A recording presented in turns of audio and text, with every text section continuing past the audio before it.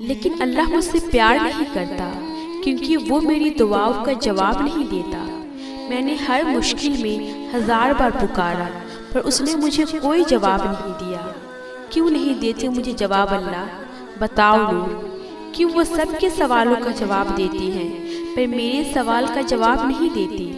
میں نے کتنی دفعہ اللہ سے مدد مانگی پر اس نے میری مدد نہیں کی۔ کیا اللہ مجھ سے پیار نہیں کرتا؟ کیا وہ مجھ سے ناراض ہے؟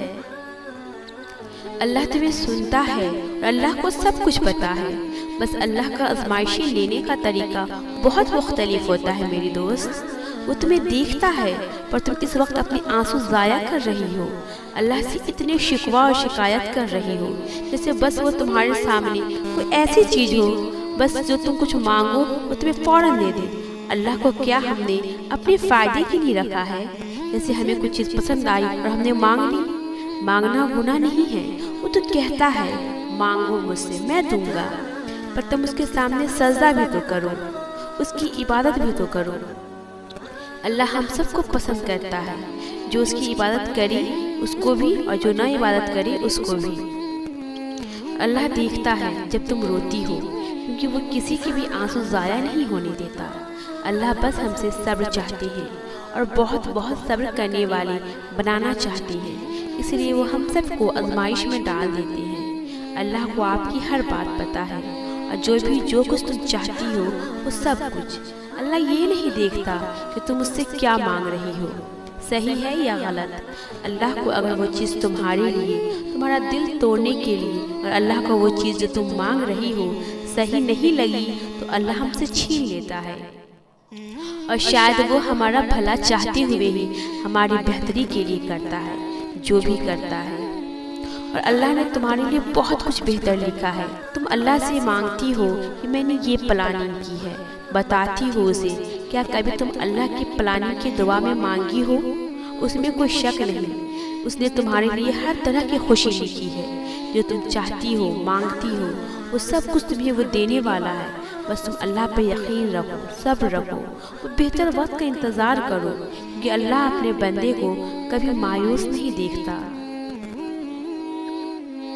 اور اگر تم اللہ پر بھروسہ رکھتی ہو اور وہ تمہاری دعاؤں کا جواب نہیں دیتا تو سنو، وہ تمہارا مان کبھی نہیں توڑے گا، وہ تمہاری ساری دعاؤں کا بہت جلدی جواب دینے والا ہے۔ بس تھوڑا اور صبر۔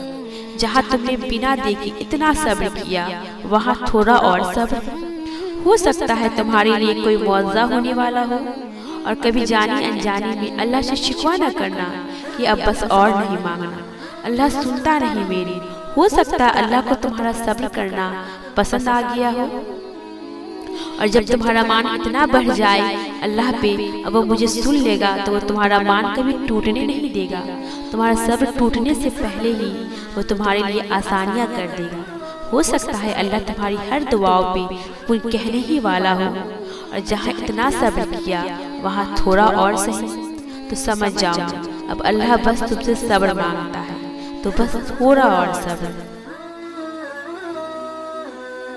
جو تمہاری تڑپتی ہوئی دعا سے مل بھی سکتا تھا وہ نہیں ملا۔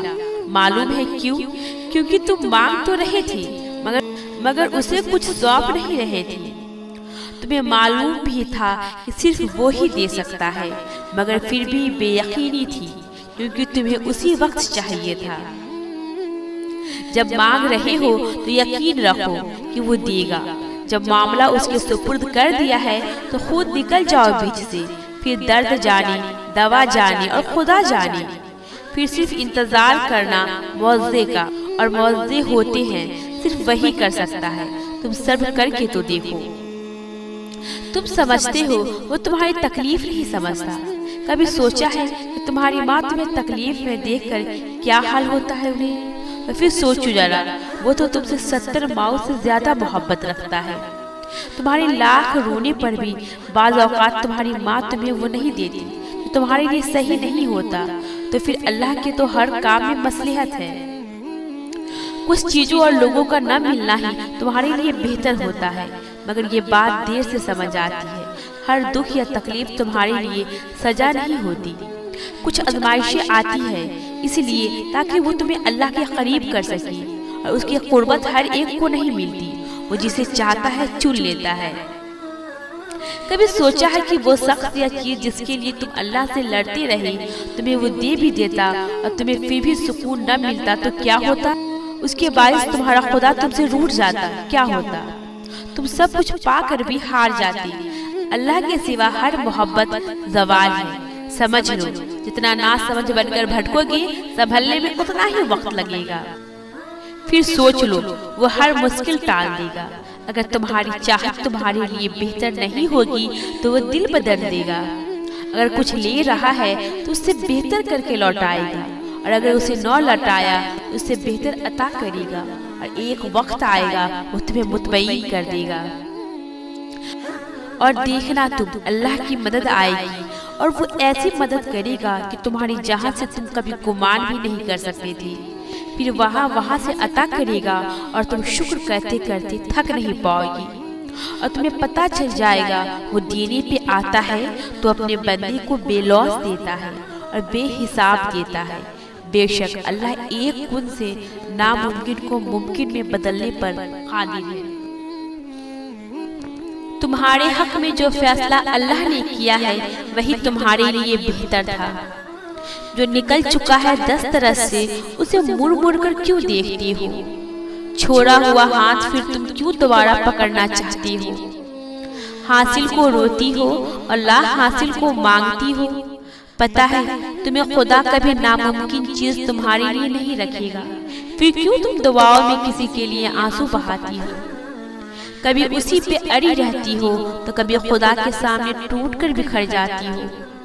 اس دوری میں خدا کی مصلحت تھی، پھر تم ہر بار اپنے نصیب سے کیوں لڑتی ہو؟ درد کی شدت سے نکلی ہوئی آواز تمہاری ہر ایک تڑپتی ہوئی سسکیاں، بہتے ہوئے آنسوؤں کے سجدے اور دعاؤں میں نہ بولے جانے الفاظ، وہ ہر چیز سے واقف ہے، پھر بھی تم ہر بار اس کے سامنے کہانی کیوں دہراتی ہو؟ پھر گھوم لو پوری دنیا اور دنیا کی کئی رنگ دیکھ لو، اور پھر واپس خدا کے سامنے ٹوٹ کر بکھر جاؤ۔ ویسے بھی یہ اب نہیں، کئی بار خدا کے روبرو ہو کر سجدے میں جا کر خدا سے تم پھر بھی اسی کو کیوں مانگتی ہو؟ جب خدا کی مصلحت تمہیں سمجھ نہیں آتی تو پھر بھی بار بار تم اسی کے سامنے ضد کیوں کرتی ہو؟ وہ تمہاری ادھوری کہانی کی خبر رکھتا ہے، اس لیے تمہاری ہر درد ختم کرنے کے لیے اپنے پاس بلاتا ہے، پر تم ہو کہ اس کی ہر اشارے سے باخبر ہو۔ خدا تو اپنے بندے کو بار بار موقع دیتا ہے اپنے قریب آنے کا، وہ چاہتا ہے تم اس کے قریب آؤ۔ تم ناممکن چیزوں کے لیے کیوں اس کے قریب اس وجہ سے جاتی ہو؟ مشکلیں تو آسان ہو جایا کرتی ہیں، کیونکہ خدا جب دینے پہ آتا ہے بے شمار دیتا ہے، کن بھی کہہ دیا جاتا ہے، پر انہی چیزوں کو حاصل کرنے کی اس کے پاس کیوں جایا کرتی ہو؟